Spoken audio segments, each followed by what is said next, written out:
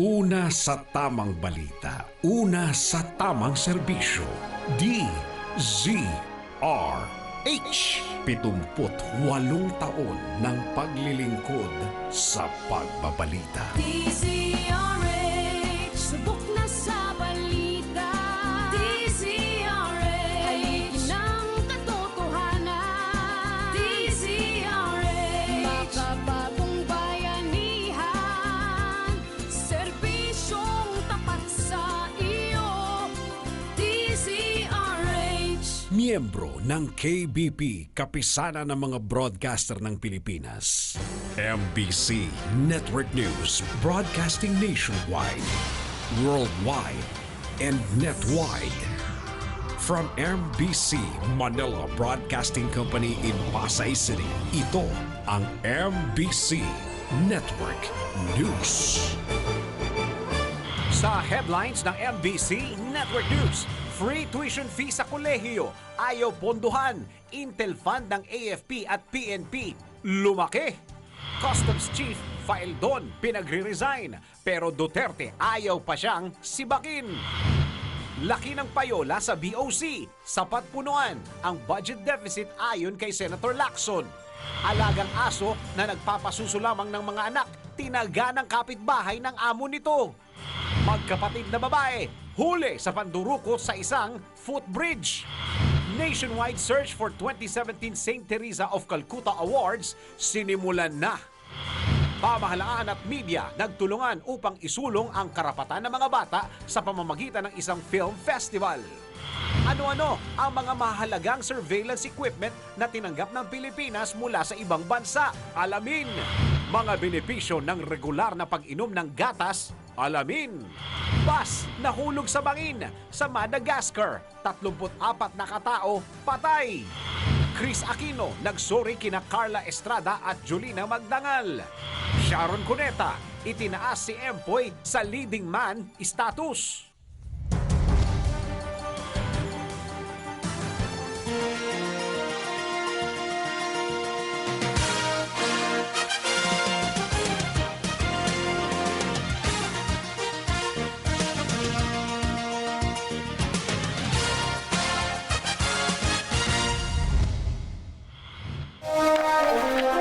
Magandang araw Pilipinas, Luzon, Visayas at Mindanao at sa buong mundo. Samahan po ninyo ako ng isang oras sa balitaan. Narito ang detalye ng mga balita.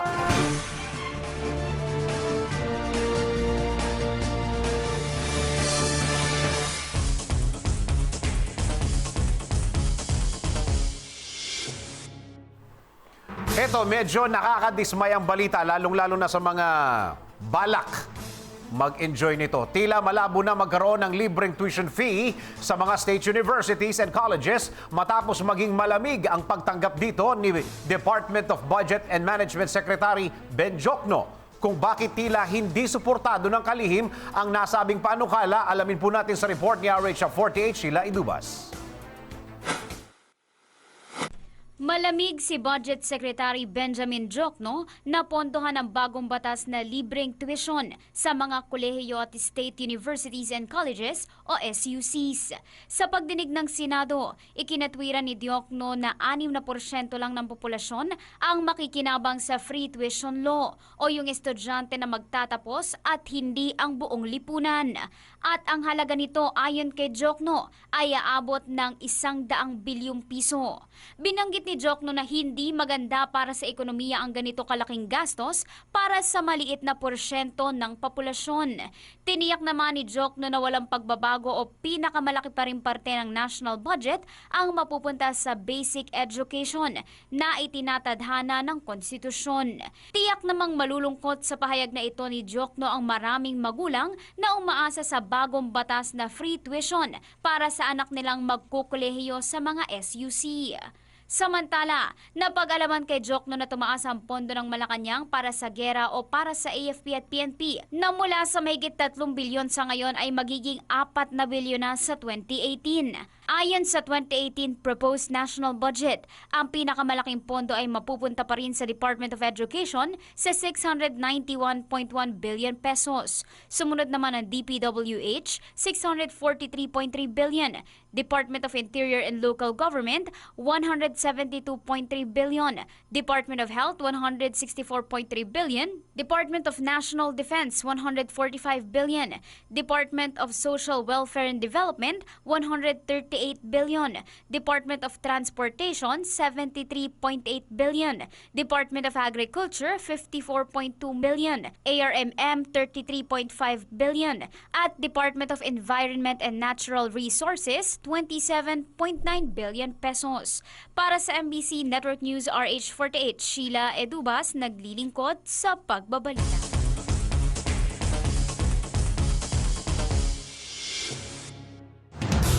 Sang-ayon ba kayo dito? Lumalakas na ang panawagan na magbitiw na sa pwesto si Customs Chief Nicanor Faeldon. Ito'y matapos masangkot ang hepe ng BOC sa umano'y pagpapadulas ng mga iligal na droga sa bansa. Kung sino-sino ang mga mambabatas na nagsabing dapat nang matanggal si Faeldon at kung ano ang reaksyon dito ng Pangulo. Alamin natin sa report ni RH09 Sunny Casulia. Patuloy na inuulan si Customs Commissioner Nicanor Faeldon ng panawagang mag-resign sa pwesto. Kasunod dito ng naipuslit sa Customs na pinakamaraming shabu at nauwi sa walang naarestong big fish. Unang umani si Faeldon ang mga panawagang magbitiw sa posisyon ng sumalang sa Senado noong Lunes kung saan ay nakalkal na nakadaan sa ahensya ang mahigit 6 na bilyong pisong halaga ng shabu.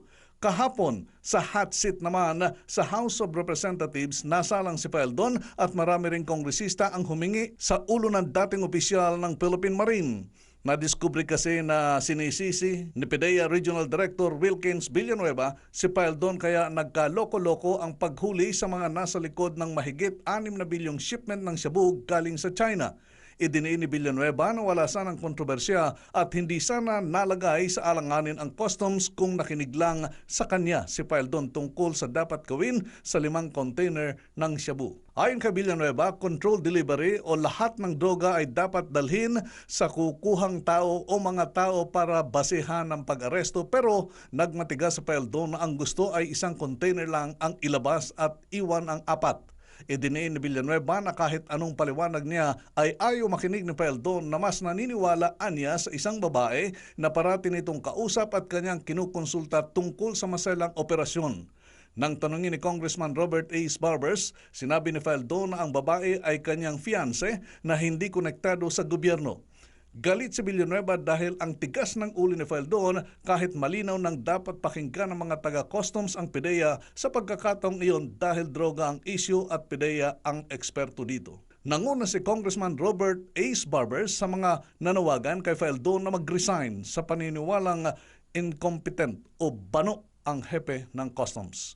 Para sa MBC Network News, RH9, Sunny Casulia, naglilingkod sa pagbabalita.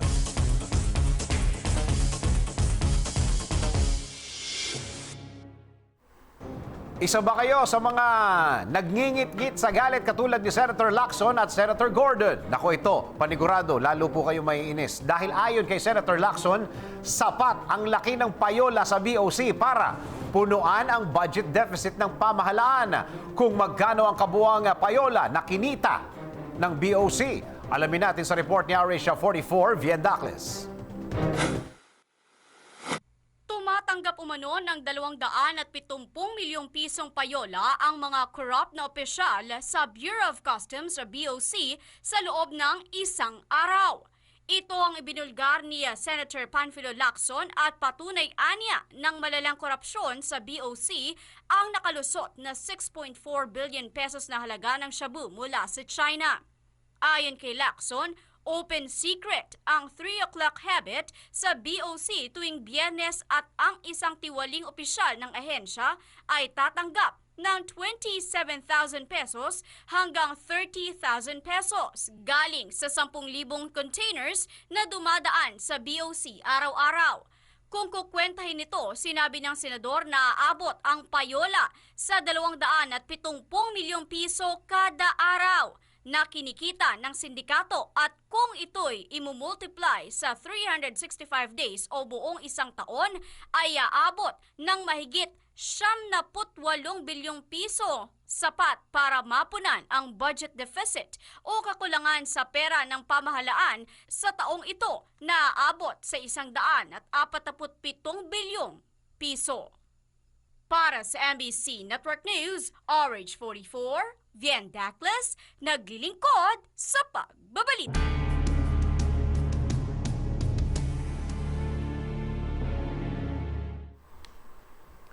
Paring sospek sa tangkang pangmumulestya sa isang dalaga, nakalaya na po.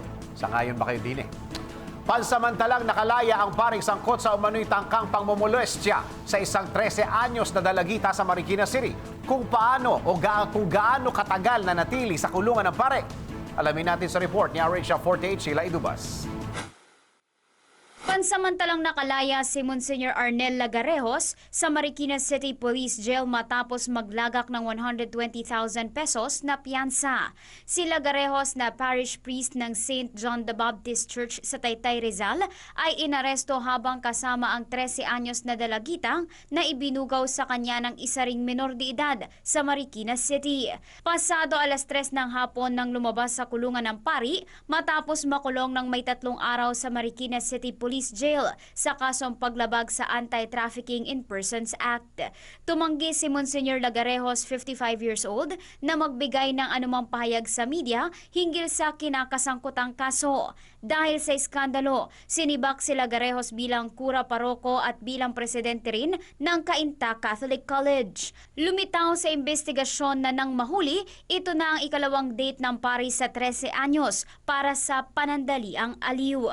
Para sa MBC Network News RH48, Sheila Edubas, naglilingkod sa pagbabalita.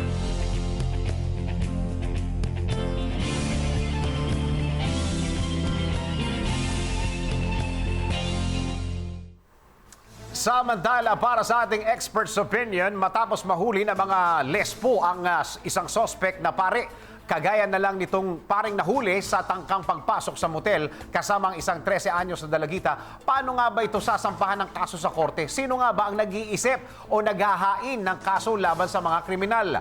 Aalamin po natin yan kasama ang ating kasama o kaibigan, bihasa sa batas na si Attorney Mark Tolentino. Magandang araw, Attorney Mark. Dennis at saka sa lahat po ng mga kasama natin sa DCRH. Maraming nalulungkot dahil trafficking lang ang kaso. Hindi ba pwedeng iakyat to sa statutory rape, Attorney? Actually, yung kasong trafficking, may technical problem po yan. Kasi yung kaso, nakalagay po sa batas, yung using of traffic person in prostitution. Alam mo ba yung penalty yan, Boss Dennis? Ang penalty is only community service. Ha? Di ang babaw pala nun? Yes, community service for 6 months plus 50,000 pesos fine. Okay. So, yun lang. So, may technical problem. Bakit yun lang ang sinampa na kaso? Pangalawa, may technical issue yung paghuli. Kasi first, walang warrant of arrest. Pangalawa, kung sabihin natin caught in the act, ano ba yung act na nangyari doon sa mall? They're just talking. If a person is talking, nakipag-usap sa isang babaeng minor, is it a crime? Kung Pero meron crime daw yun, text messages, Attorney eh. kahit na text messages, wala pang nangyari na wala pang consummation. So at least doon sa motel, kailangan may caught in the act. Okay. Kasi the mere fact of talking, negotiating, wala pang consummation of the crime, wala pang attempt to commit a crime. Then yung penalty dyan is bakit yun lang ang final na kaso? Pangalawa, dapat i-file na kaso, hindi lang using of a traffic person. Dapat mag-file ng child abuse law, violation of child abuse law, or yung tinatawag na white slavery trade na kaso. And I think kailangan... Yun, mabigat yun, Attorney. Yes. Kasi yung white slavery trade, ang penalty doon is 6 years. Yung child abuse law, ang penalty is 12 years, 1 day to 20 years. So, but all these cases are bailable naman to. So that's why nakabail si father. Kasi this is one, right pa naman niya yun. Kasi he is still presumed innocent. But ang problem, bakit yun lang ang final na kaso, yung using of a traffic person. Kasi ang penalty is just community service. Okay. Paano ba yan, Attorney? Ayon sa batas, sino ba talaga nagdidesisyon ng kung anong kasong ifa-file sa isang suspect? yung DOJ through the prosecutor's office. So in this case, I believe that yung kapulisan recommend lang kung anong kaso. But the one na may authority to prosecute or the one na may authority to file a case doon sa court, yung fiscal. Fiscal of the city or municipality where the crime was committed. And in this case, the crime was committed in Marikina. So yung office of the city prosecutor of Marikina, yun ang mag-file ng kaso doon po sa court. So ibig sabihin, attorney, yung kunyari ang sasuggest ng kaso na isasampa sa DOJ, yung police, kahit anong sabihin niya, walang finality yun. Walang finality yun. Yung final say with respect to the prosecution, so yung final say, yung city prosecutor ng Marikina City.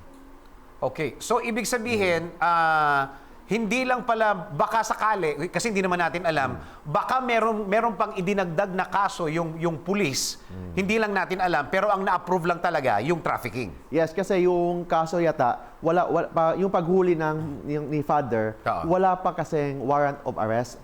So ibig sabihin, inquest proceeding ang nangyari. Kasi yung inquest proceeding, ang ibig sabihin doon, walang warrant of arrest. So pag inquest, so, doon dinala sa fiscal, then of course yung police, lang final na kaso. So, depende yun sa fiscal kung ano talagang i-file na kaso. So, pwedeng child abuse law, pwedeng white slavery, pwede yung tinatawag na pwede niyang i-suggest, kumbaga. Yes, yung use of traffic yung person. statutory rape, yung statutory rape, hindi pwede mag-apply yan. Kasi yung statutory rape, if you had a sexual intercourse of a child below 12 years old, kahit na yung bata pa ang nakipagkuhan sa'yo, ikaw yung siniseduce ng bata. Just in case, for example, ikaw yung siniseduce ng bata o yung babae, but yung babae is below 12, kahit na siya pa yung nagseduce sa'yo, kahit pa siya yung pumapayag pa siya, that is statutory rape. Basta below 12. Okay. Pero 13 ito, attorney. So, hindi na below 12. So, kasi hindi na below 12, so yung mag-apply na batas, yung child abuse, yung use of traffic person, or yung white slavery. So, ibig sabihin, baka nag-suggest din itong police ng child abuse. Maybe yung police nag-suggest ng child abuse. Kaso hindi, parang ayaw ng DOJ. Kasi pag use of traffic person, ang penalty ang baba, community service. So, si father maglilinis lang doon sa simbahan nila, okay na yun. Because that is community service. Yun, kahit sa harapan ng munisipyo.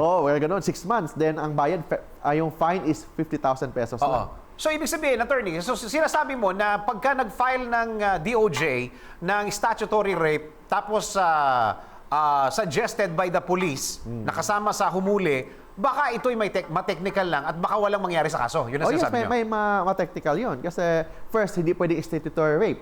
Kasi pag mag-file ka ng statutory rape, kailangan yung biktima is below 12. Pag hindi below 12, dismiss ng kaso. Pag na-dismiss yung kaso, hindi na pwede i-refile. Because there is what we call double jeopardy. So, kailangan pa lang, dun pa lang sa Office of the City Prosecutor, kailangan i-fix kung ano talaga ang krimen, yung alleged crime na nangyari. Kasi pag, based on technicality, pag na-dismiss yung kaso doon sa court, hindi na pwedeng i-refile ulit yun. Kasi that's one of our constitutional right, yung tinatawag na double jeopardy. Double jeopardy na yun.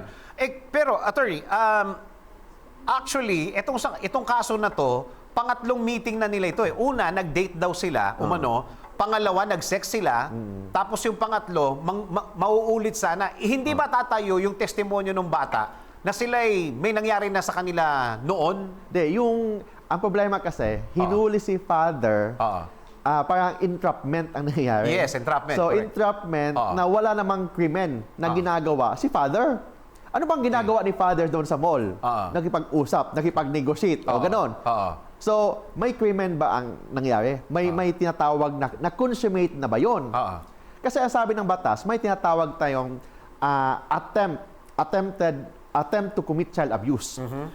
Basta yung isang tao kasama yung isang babaeng minor in a private place, tapos wala silang relationship, hindi naman niya anak, hindi niya pamangkin, doon sila, kahit walang nangyari, nagsasama lang sila sa isang private place, there is what we call attempt to commit child abuse. Parang child abuse or human trafficking, parang ganun. But in this case, wala.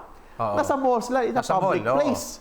So, may technicality, I believe, yung lawyer ni father will question yung pag-arrest, yung technicality sa pag-arrest kasi kailangan may warrant of arrest unless na caught in the act.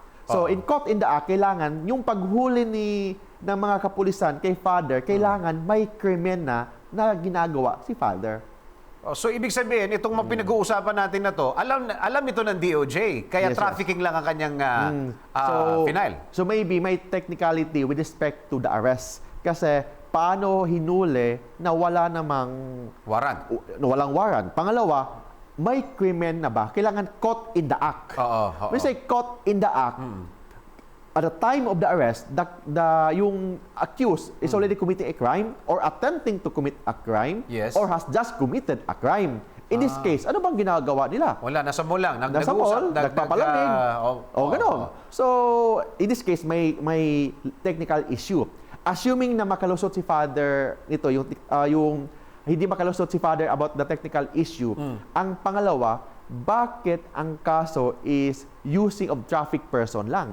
Kasi ang penalty is mababa naman, community service. So, kailangan i-review pa ito, kailangan hindi lang use of traffic person, kailangan isama yung child abuse, and pangalawa, isama yung tinatawag na white slave trade. So, yung tatlo, pwede na yon. Then, pwedeng isama yung previous na ginagawa. So, hindi lang for 1 count, maybe 3 count of child abuse, 3 count of white slavery, and 3 count of use of traffic person. Hindi ba, kunwari lang, attorney, no? Yung bata at saka yung nanay, kasi nalaman itong istorya na to dahil hinuli ng DSWD yung bata, tapos nagkwento yung bata doon sa DSWD, tapos nalaman ng nanay, kaya nagsumbong, in-entrap yung pare.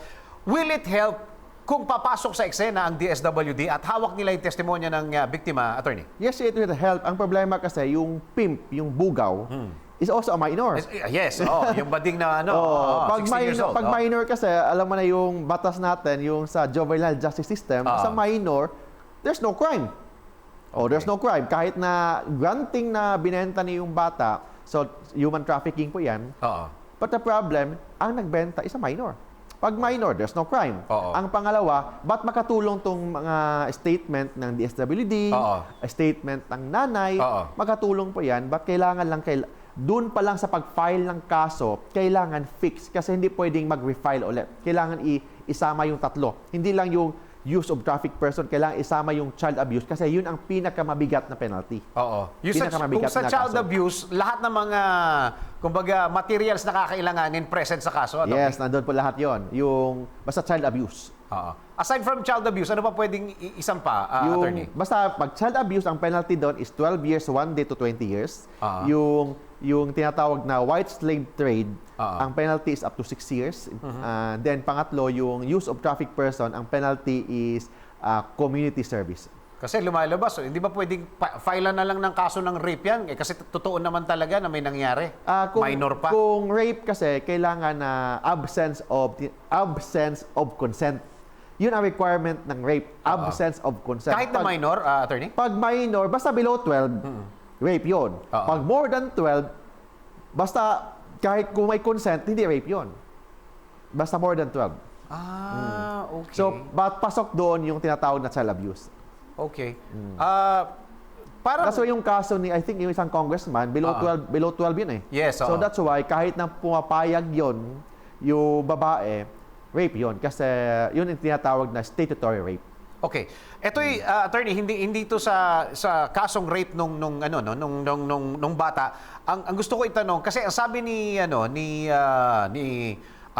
retired Bishop Oscar Cruz, ipapadala daw si father sa Roma.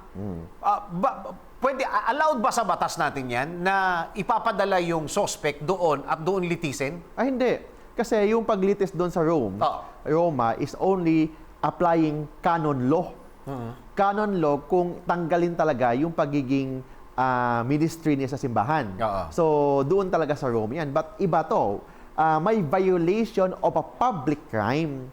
Iba kasi yung violation of a public crime, iba yung violation of a canon law. Kasi yung canon law, yung pagiging ministry niya sa simbahan, iba yon. So, pwedeng Kasi pag isama si father papunta doon sa Rome, pagka hindi na babalik yun. Kaya nga. So ang suggestion Kaya nga, ko, oo. ang suggestion natin po, Oo.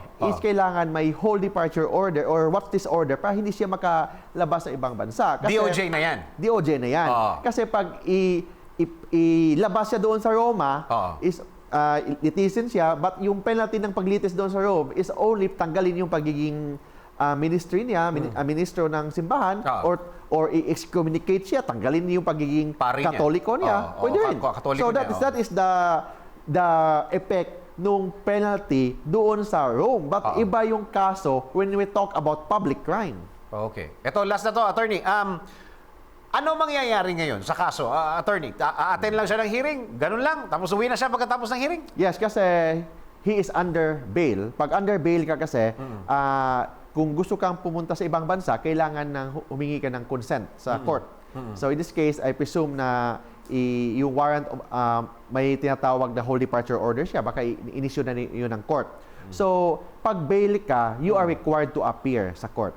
Yun lang yun eh. But kung required ka umattend sa court, tapos hindi ka umattend, yung bail mo, forfeited yun in favor of the government. Wala So, na bang way para dagdagan yung kasong naka-file, attorney? May way pa kasi Ano pang pwedeng i-file sa kanya? hindi pa naman naka-file sa court. Oo. I believe yung tinatawag na entrapment, I think may kaso na final kasi nag-issue na ng warrant, then nag-bail na siya.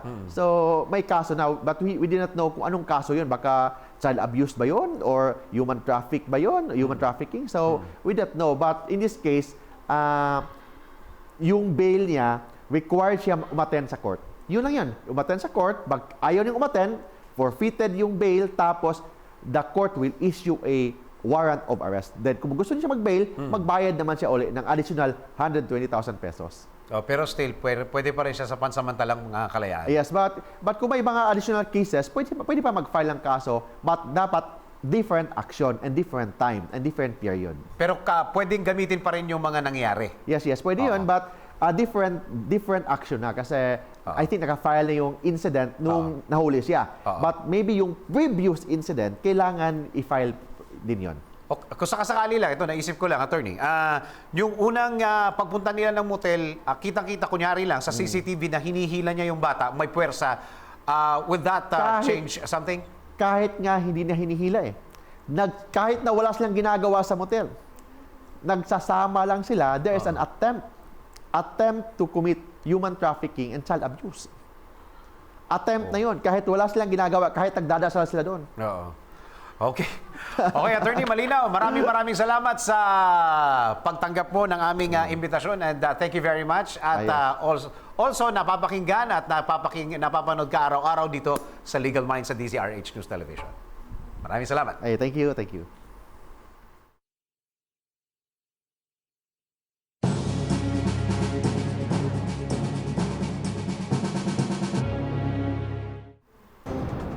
Sa ibang balita, death penalty bill isinusulong ni Senator Soto. Ito, naalala niyo ba kung gaano na lang pinigilan ni Senator Tito Soto ang reproductive health bill na isa ng batas ngayon?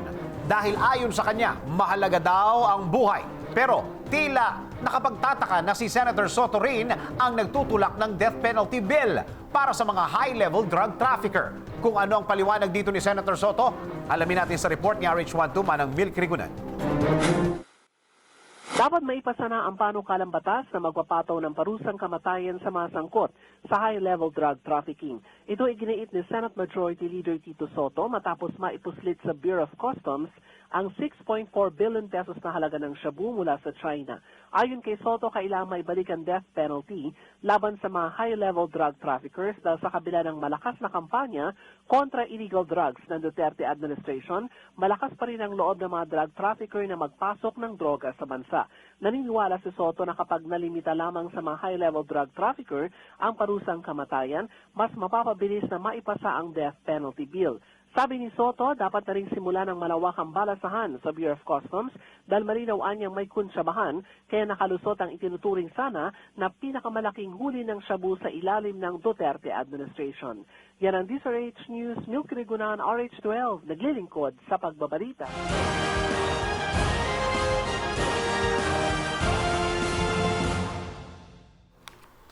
Nako, may bago na namang terror plot. Isa na namang malagim na terror plot ang nagbabanta ngayon sa bansa. At alam nyo ba kung sino mismo ang nagkumpirma nito? Walang iba kundi si Pangulong Rodrigo Duterte. Kung ano ang mga batayan ng Pangulo sa terror plot, alamin natin sa report ni RHO9, Sunny Casulia. Nagpatawag si Pangulong Duterte ng urgent meeting sa mga lider ng Senado at Kongreso sa palasyo kahapon.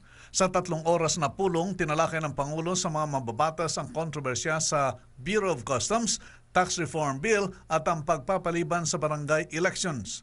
Pero ayon kay Senate Majority Leader Tito Soto, tampok din sa meeting ang ibinulgar ni Duterte na panibagong terror plot sa Mindanao. Sinabi ni Soto na gusto ng Pangulo na updated ang mga senador at kongresista sa nangyayari sa Mindanao, partikular sa Marawi. Gayunpaman, tumanggi si Digong na ibulalas ang iba pang detalye hinggil sa natuklasang bagong plano ng mga terorista na maghasik ng terorismo sa iba pang lugar sa Mindanao. Hindi pa ganap na tapos ang giyera sa Marawi bagamat patuloy umano sa paghina ang pwersa ng mga teroristang kalaban ng militar. Bukod kay Soto, dumalo rin sa meeting sina Senate President Coco Pimentel III, Minority Leader Franklin Drilon, Senators Dick Gordon at Ping Lacson, gayon din sina Speaker Pantaleon Alvarez at Majority Leader Rudy Paringas. Para sa MBC Network News, RH9, Sunny Casulia, naglilingkod sa pagbabalita. Now, there is 3 million drug addicts per hour. I'd be happy to slow. Ito, talagang hindi na maubos-ubos ang mga drug lord sa bansa. Sa katunayan, binabantayan na ng Philippine National Police o PNP ang pag-usbong ng mga bagong drug lord sa Western Visayas. Kung ano ang mga partikular na lugar na minomonitor ng PNP, alamin natin yan sa report ni RH44, Vien Dacles. Mahigpit ng binabantayan ng Philippine National Police ang pag-usbong ng mga bagong drug lords sa Western Visayas. Ito ang pumalit sa sinasabing drug lord na si Melvin Udicta na napatay ng mga polis sa Katiklan Jetty Port noong nakaraang taon. Ayon kay Police Director General Ronald Bato de la Rosa, 2 ang gustong kumuha sa tronong iniwan ni Udicta. Sinabi ni De La Rosa na ang isa sa mga ito ay dati nang nasa listahan ni Pangulong Rodrigo Duterte. Ngunit ang isa ay hindi pa lumalabas ang pangalan sa illegal drug trade. Sa kaso ng Usamis, binanggit ni De La Rosa na kailangang hintayin pa upang makita ang impact ng pagkamatay ni Mayor Aldong Paruhinog sa illegal drug operation sa lungsod. Makikita kung may maglalakas pa rin ang loob na pumalit at pangunahan ang illegal drug trade operation sa Usamis, lalo na sa pamilya Paruhinog o kanilang mga kaalyadong criminal gangs. Yan ang DZRH News. Raymond Advaz, RH28, naglilingkod sa pagbabalita.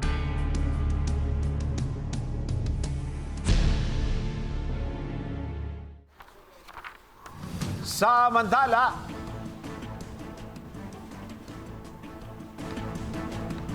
sa ibang balita ito,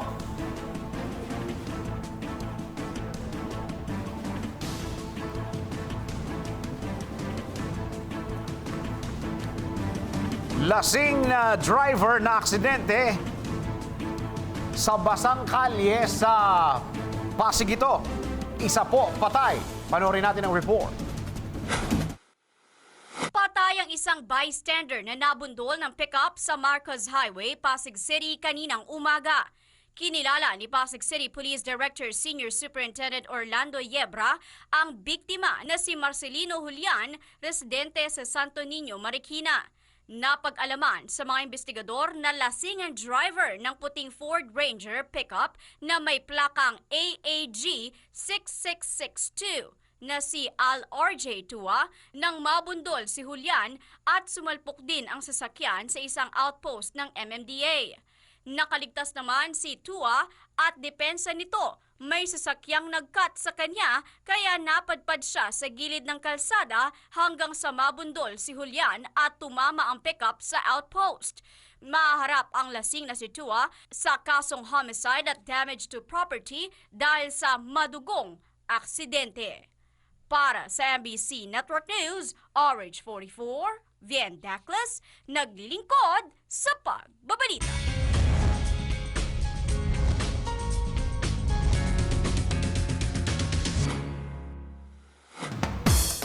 Ito, para sa mga nakapanood na ng Kita-Kita, dyan sa inyo, makaka-relate kayo dito. Sharon Cuneta, itinaas na si Empoy sa leading man status. Wow! Magbabalita si RH43, si Rocky.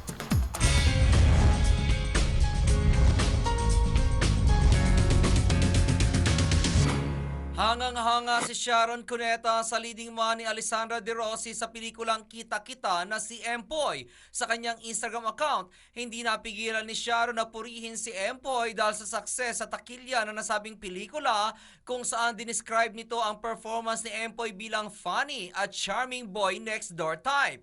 Sinabi pa nito na ang newfound popularity ni Empoy ay well-deserved nito bilang isa sa pinakamabait na aktor sa local showbiz. Ayon pa rin kay Sharon, deserving din si Empoy sa leading man status at box office star matapos na ma-prove ng aktor na kaya niyang banggain ang isang tulad ni John Lloyd Cruz sa takilya dahil kasabay nito ang pelikula ng aktor at ni Sarah Geronimo na Finally Found Someone. Ang Kita-Kita ay humamig na 100 milyong piso sa takilya sa loob lamang ng 8 araw habang ang Finally Found Someone ay nagtala ng impresibong record na 20 million pesos sa opening day nito. Samantala, aminado naman si Empoy na overwhelmed siya sa mga papuri na natatanggap kung saan sinabi rin nito na maghahanda muna siya sa paratang na siya ang bagong standard ng pagiging pogi. At yan aking balita. Ako naman si RH43 Rocky, ang inyong kaliga sa mundo ng showbiz. Sa pagbabalik ng MBC Network News, alagang aso na nagpapasuso lamang ng mga anak, tinaga ng kapitbahay ng amo nito. Magkapatid na babae, huli sa pandurukot sa isang footbridge. Nationwide search for 2017 St. Teresa of Calcutta Awards sinimulan na. Pamahalaan at media nagtulungan upang isulong ang karapatan ng mga bata sa pamamagitan ng isang film festival. Ano-ano ang mga mahalagang surveillance equipment na tinanggap ng Pilipinas mula sa ibang bansa? Alamin. Mga benepisyo ng regular na pag-inom ng gatas? Alamin. Bus nahulog sa bangin sa Madagascar. 34 na katao patay. Chris Aquino nagsorry kina Carla Estrada at Julina Magdangal. Mga detalye sa pagbabalik ng MBC Network News. Calling all fundraising organizations. Get the chance to raise more than 1.2 million pesos for your charity project. Be a partner of PCSO in its mini sweepstakes special draws. The PCSO is opening its doors to all non-profit organizations, local government units, cooperatives, social civic groups, and associations to its newest project, PCSO Partner Tayo. Interested parties may visit the PCSO Product and Standard Development Department, 3rd floor, Conservatory Building, Shaw Boulevard, Mandaluyong City.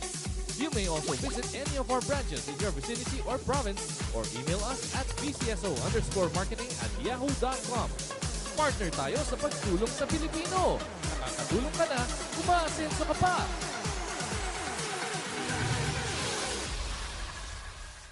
Sa PCSO, bawat taya para sa kawang gawa. Ang bango-bango, ang bango-bango, ang bango ng detergent ko.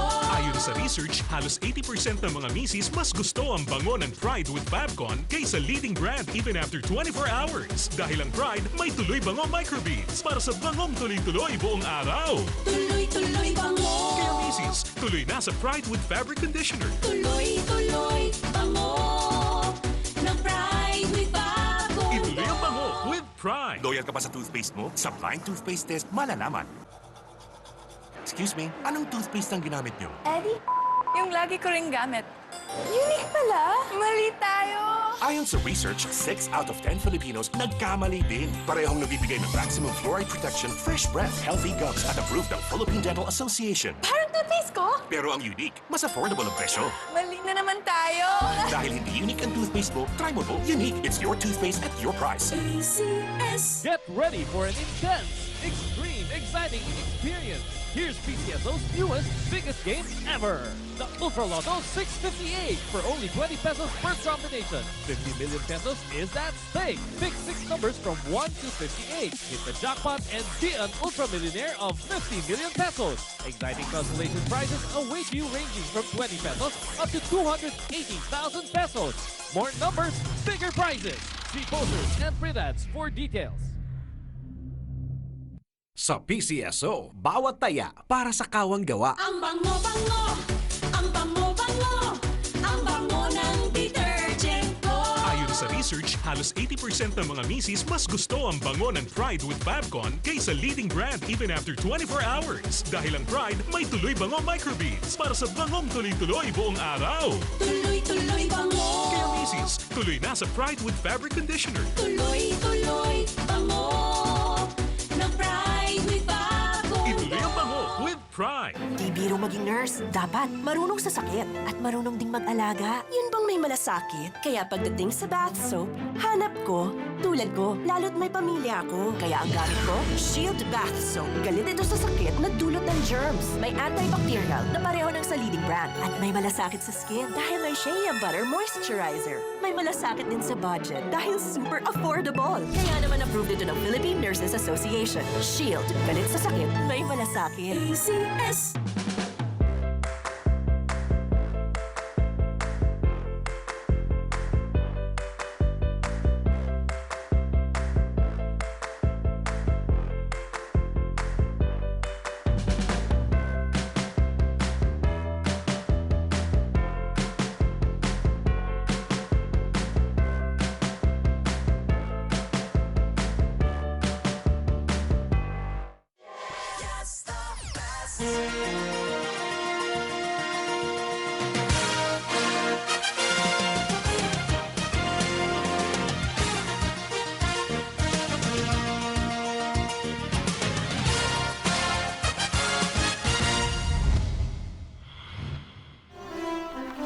Tuloy ang mga balita sa MBC Network News.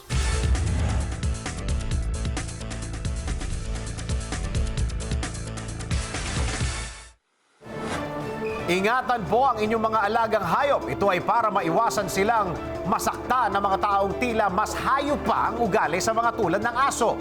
Tulad na lang na nangyari sa asong ito na tinaga ng isang tila nagtitrip lamang na kapitbahay. Ano ba nangyari? Alamin natin sa report ni RH44, Vien Dacles.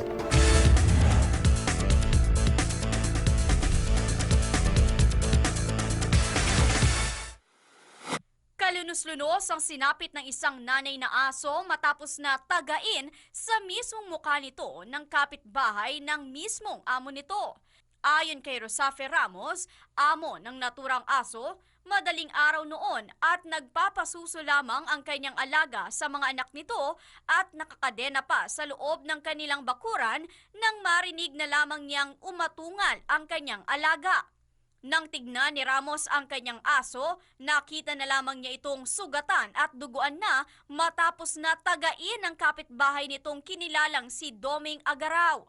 Matapos itahin, umano'y si Agaraw pa ang galit at nagbanta pa kasama ang asawa at kapatid nito. Kaya't sa isa pang pagkakataon, muling isinumbong ni Ramos sa barangay ang mag-anak na agad namang inaksyonan ng mga opisyales nito. Ngunit hindi malinaw kung ano ang ginawang aksyon ng kanilang barangay. Gayunpaman, humingi pa rin ng tulong si Ramos maging sa mga netizen upang mabigyan ng sapat na hustisya ang alagang aso na ngayon ay nasa kritikal na kondisyon matapos na muling sumariwa ang mga sugat nito. Napag-alaman namang hindi pala ito ang unang pagkakataon na kinantin ng mga agaraw ang naturang aso matapos na pagbabatuhin ito ng bato hanggang sa mahantong sa pananaga nito dahil sa tila pantitrip lamang ng mga agaraw. Para sa MBC Network News, RH44, Vien Dacles, naglilingkod sa pagbabalita. Muling paalala, maging alerto po tayo para hindi madukutan talaga naman ang mga kawataan kung ano-ano mga modus operandi makapanlamang ng iba. Narito ang example niyan. Tandaan din ang mukha ng mga magkapatid na mandurukot na ito. Panoorin mabuti sa report. Nagbabalik si RH44, Vien Dacles.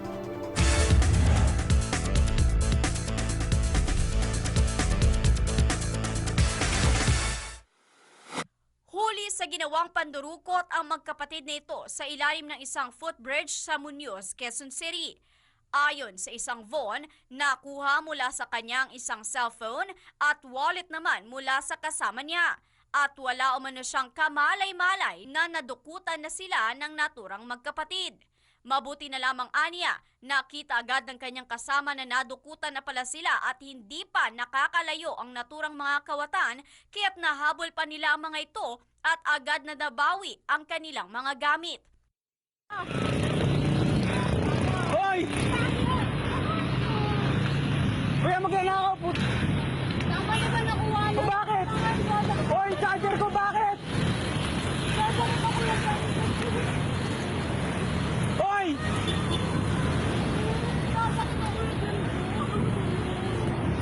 Agad namang kinuna ng video ang babaeng magkapatid upang mamukaan habang patuloy sa pagtanggi ang mga ito sa mga paratang nila Von. Matapos ang pangyayari, agad na inireport sa pulisya ng magkaibigan ang nasabing pandurukot. Para sa MBC Network News, RH44, Vien Dacles, naglilingkod sa pagbabalita.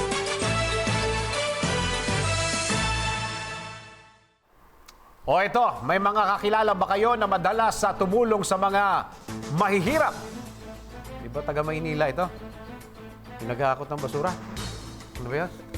At sa tingin ninyo, deserving para magkaroon ng award. Ito, panoorin ninyo ang panayam ko sa chairman ng St. Teresa of Calcutta Award para malaman kung sino-sino nga ba ang maaaring i-nominate. Narito ang report.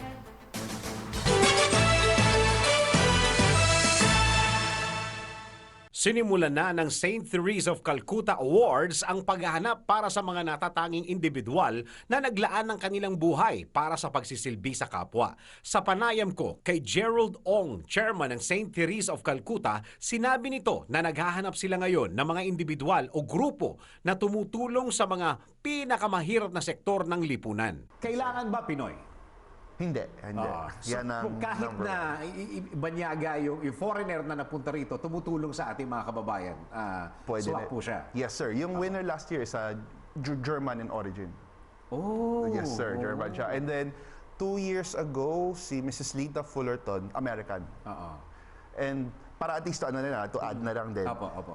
Yung yung person that's doing the service, we're not too particular kung sino sila. So, even if we're using the name of St. Teresa of Calcutta Award, we don't check in religion din. Okay, so, kung let's say may Muslim kayo kilala na ganyan na service ang binigay nila sa mga kapwa sa mga kapatid natin na kapuspalad, counted din siya. Wala kaming problema doon. Tapos hindi rin issue kung sinong tinutulungan. Third sex, babae, lalaki, bata. Basta Filipino. Basta Pilipino. Yes, Pilipino mga Pinoy. ang tinutulungan. Yes, sir. Meron nga kaming isang entry before, although sayang hindi siya nanalo, pero na-consider siya. OFW naman sa Japan ang mga tinulungan niya. Pero mga Pinoy pa rin sa Japan.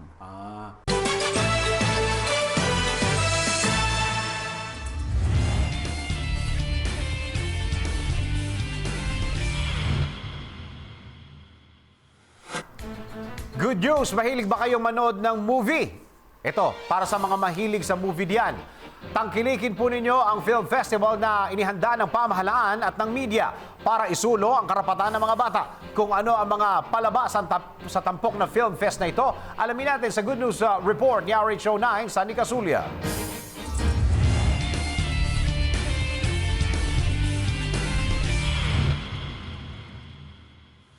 Togetherness can protect many with one vision and one goal. Ito ang pinatunayan ng Anak TV kasama ang kapisanan ng mga broadcaster ng Pilipinas o KBP, Movie and Television Review and Classification Board o MTRCB at Council for the Welfare of Children, CWC para sa responsableng pamamahayag, pagbuo ng programa at pelikula para sa kapakanan ng mga bata. Kaugnay nito, kahapon lamang inilunsad ang Sinibata na inaasahan na magmumulat sa kamalayan, hindi lamang ng mga kabataan, maging ng mga matatanda sa kanilang responsibilidad upang maprotektahan ang karapatan ng mga kabataan at mabigyan din ang mga ito na maipahayag, marinig ang kanilang mga saloobin at maipakita ang kanilang galing at maibubuga sa pagbuo ng isang pelikula. This is a good collaboration between government and private sectors, lalo na media pa, di ba? Bata in-involved. Nagkaroon tayo ng 3 category na ang bata, kasi team natin is pride in self, family and tradition. So each child can tell them how proud he is of himself. Anong meron siya na pwede siya maging participant sa society, maging contributor siya. At the same time, he can talk about the family. He can talk about tradition to make the young children right now feel they are so proud to be Filipino. This is our, like respect for children, respect for elders, di ba? Sa pamamagitan rin ng Cinebata 2017, in line with the Prix Tunis International, isang international film festival, ang tinuturuan ang mga manonood na irespeto ang bawat isa at ang kani-kanilang karapatan. At bilang isa sa pinakamalaking organisasyon ng media sa bansa, pinatunayan lamang ng KBP ang pagsusulong ng responsableng pamamahayag sa ngalan ng mga bata. KBP is both a trade organization and a self-regulatory organization. We work hand in hand with MTRCB in trying to promote responsible broadcasting. The broadcast code, which is the basis for our self-regulation, has dedicated a section about child protection and promotion of child welfare. We've been working with in the past with MTRCB in their advocacy for promoting child-friendly television. We've been also working with the NCCP and of course Anak TV, because a lot of all our members, our TV members, are members also of Anak TV. Pinatunayan lamang sa pamamagitan ng inisyatibo ng Anak TV na walang anumang pagkakaiba ang hahadlang upang maibigay ang nararapat na pagpapahalaga sa mga bata ngayon at sa mga susunod pa. I'm very proud to say na because of this Southeast Asia Prix, nakita ko ang mga network nagtulungan. In fact, KBP is also helping Anak TV, radio and network working together. GMA and ABS set aside their differences, walang rating, kundi nangibabaw ang kanilang puso para sa kanilang apo, sa kanilang mga anak. So they are parents themselves. At nakita rin natin dito na kahit na magkaiba ng pananaw sa buhay, pero makikita mo how unity works in Anak TV. I think this is our greatest achievement at sana magawa din natin yan with government. Na huwag tayo mag-set aside na any government is always has the welfare for the good of the children. So dapat tulungan natin ang gobyerno na huwag tayo maging masyadong political. Children should never get involved in politics. Let children remain young, innocent, to think of a brighter and happy future. We can work together na dahil lang po sa mga bata, lahat tayo nagkaroon ng puso, nagkaroon ng puwang ang mga bata sa atin lahat. And we can set aside our differences para lang magtulungan for the sake of the next generation. Wag po natin antayin, it's too late for us to do something. Habang maaga pa, i-train na natin yung next generation at the age of 4 and above. Bigyan natin ng tamang values in life. Bigyan natin sila ng pagkakataon, ipakilala kanilang talento. At tayo dito sa network, lalo po sa television, we will continue to work together. At yan ang ating good news para sa MBC Network News. Sunny Casulia, naglilingkod sa pagbabalita.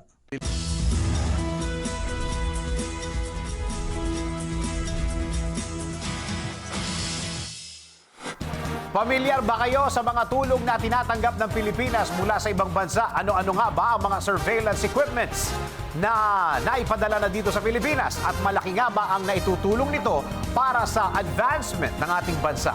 Ang mga sagot sa mga tanong na yan, alamin natin sa Alamba News Report ni RH 49 Rita Salonga.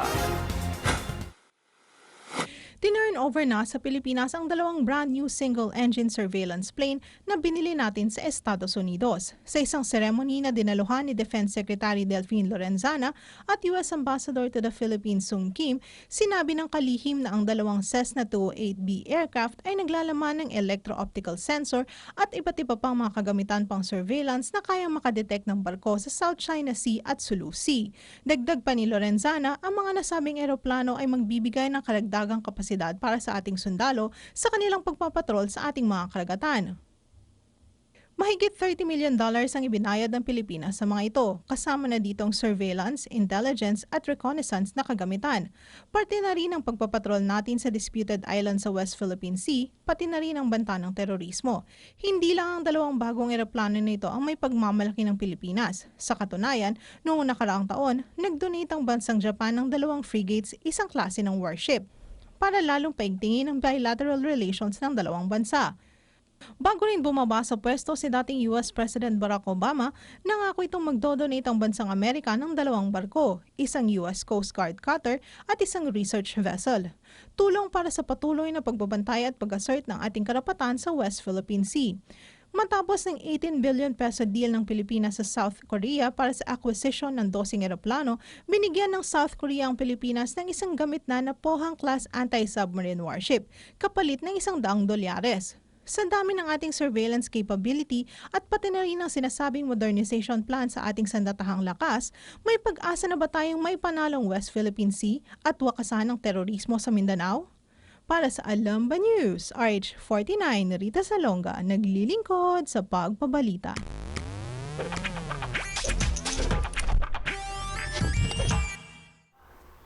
Mahilig ka bang uminom ng milk o gatas? Ilang beses nga ba dapat uminom ng milk sa isang araw? Ano nga ba ang benepisyo na maaaring makuha mula dyan sa milk? Alamin natin yan at itag na rin ang inyong mga kaibigan na uminom ng milk. Sa ating PS ay tag yun na ito.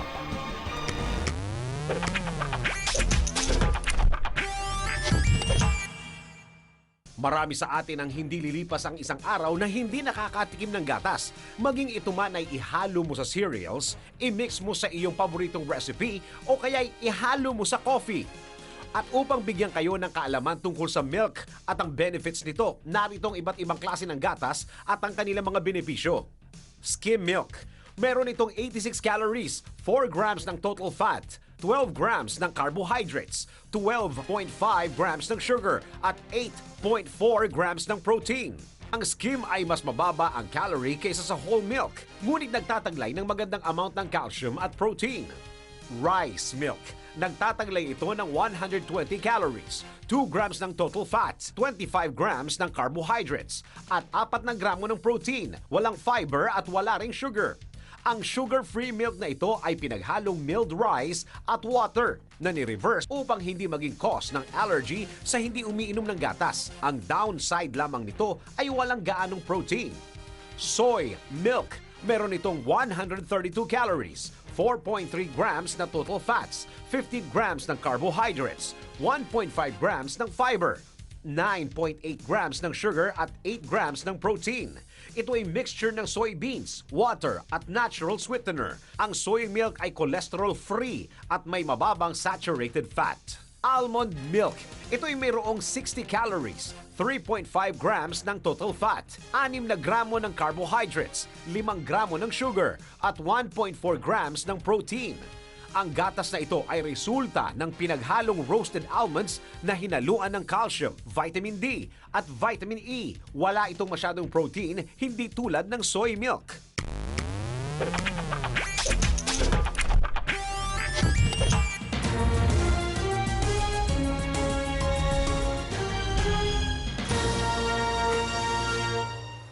Aabot sa 34 na katao ang patay makaraang mahulog ang sinasakyan nilang bus sa isang bangin sa Madagascar.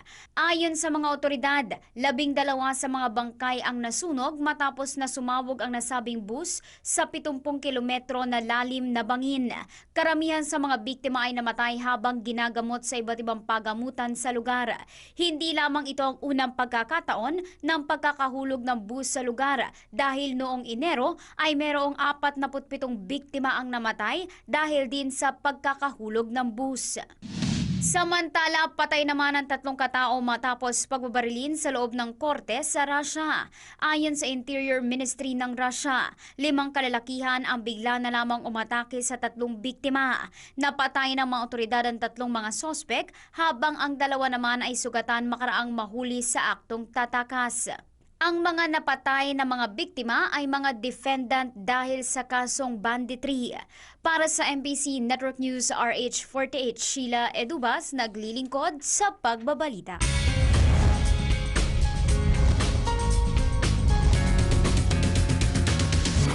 Hindi nagdalawang isip si Chris Aquino sa paghingi ng sorry kina Carla Estrada at Jelena Magdangal. Ito'y matapos na kumalat sa social media ang balitang in-unfollow niya ang dalawang host ng Magandang Buhay ng ABS-CBN, ang programang pumalit sa time slot ng kanyang programang Chris TV.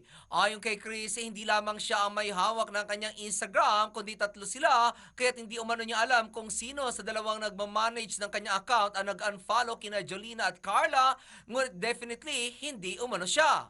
Anya, tatanungin niya raw ang dalawang nagmamanage ng kanyang IG account kung sino sa mga ito ang nag-unfollow dahil hindi niya raw talaga alam na na-unfollow niya ang dalawa. Nagsorry din si Chris kung issue man na i-unfollow sina Carla at Jelena, ngunit sasabihin niya raw sa mga nagmamanage ng kanyang IG account na i-follow ulit ang mga ito. Samantala, kinumpirma ni Chris na nanatiling kaibigan niya ang kanyang mga dating boss sa ABS-CBN at maging ang mga artistang nakatrabaho na niya. Binanggit din ni Chris si Kim Chiu na sobrang close umano niya at si Iza Calzado na madalas pa rin niyang nakakausap.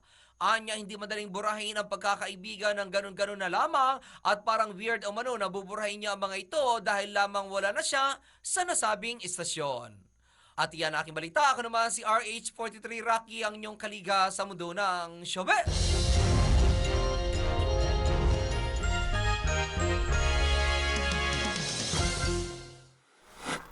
Para sa lagay ng ating panahon, may sama pa rin ba kaya ng panahon ang ating mararanasan ngayong araw at sa mga susunod na araw? Uulanin rin ba tayo ngayong araw? Puro araw.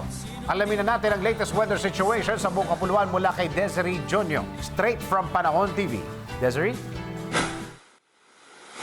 Magandang araw Pilipinas, maulang panahon ang sumalubong sa ating mga umaga ngayong Miyerkules. Ang habagat kasi patuloy na hinahatak o pinalalakas ng isang bagyong nasa labas nitong Philippine Area of Responsibility. Narito ang forecast.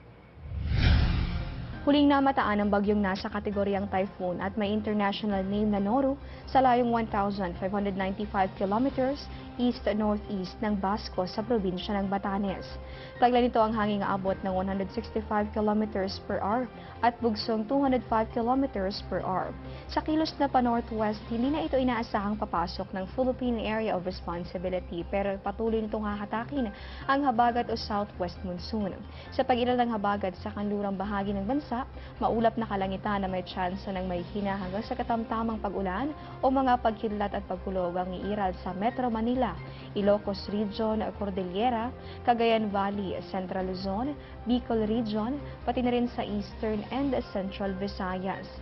Maulan din para sa ilang parte ng Mindanao, kabilang itong Caraga at ang Zamboanga Peninsula.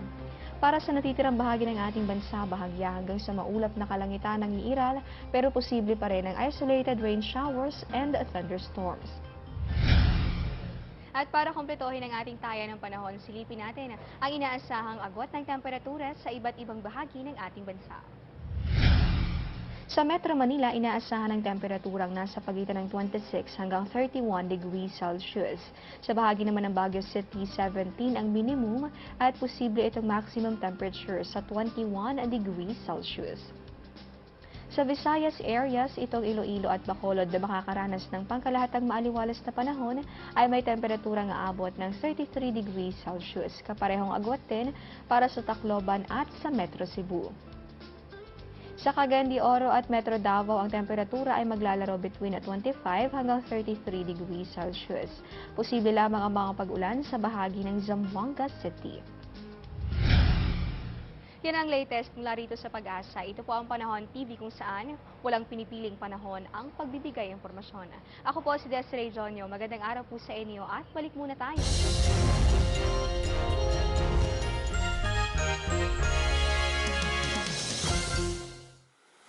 Maraming salamat, Desiree from Panahon TV.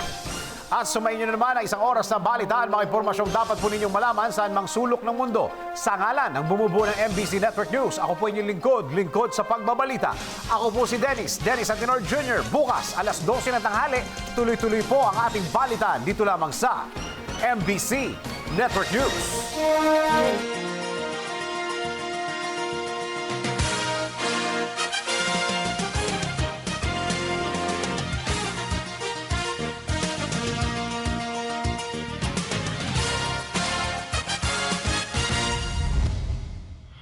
Calling all fundraising organizations. Get the chance to raise more than 1.2 million pesos for your charity project.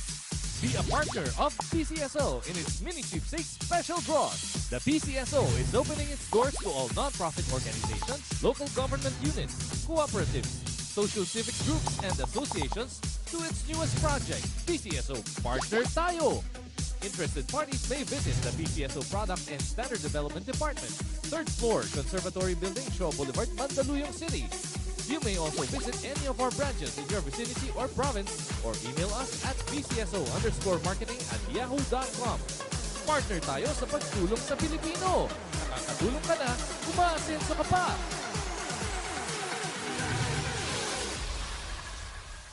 Sa PCSO, bawat taya para sa kawang gawa. Ang bango-bango, ang bango-bango, ang bango ng detergent ko. Ayon sa research, halos 80% ng mga misis mas gusto ang bango ng Pride with Fabcon kaysa leading brand even after 24 hours. Dahil ang Pride may tuloy bango microbeads para sa bangong tuloy-tuloy buong araw. Tuloy-tuloy bango. Kaya misis, tuloy na sa Pride with Fabric Conditioner. Tuloy-tuloy bango ng Pride with Bago. Ituloy ang bango with Pride. Lumalabas ang aming galing-galing paghaharap sa matinding hugasin. Tanggal ang sebo, tanggal bakterya, tanggaling Smart Dishwashing. Parami na ng parami ang Smart sa hugasin. Kaya #1 na ang Smart Dishwashing Paste. May double tanggaling formula. Tanggal galing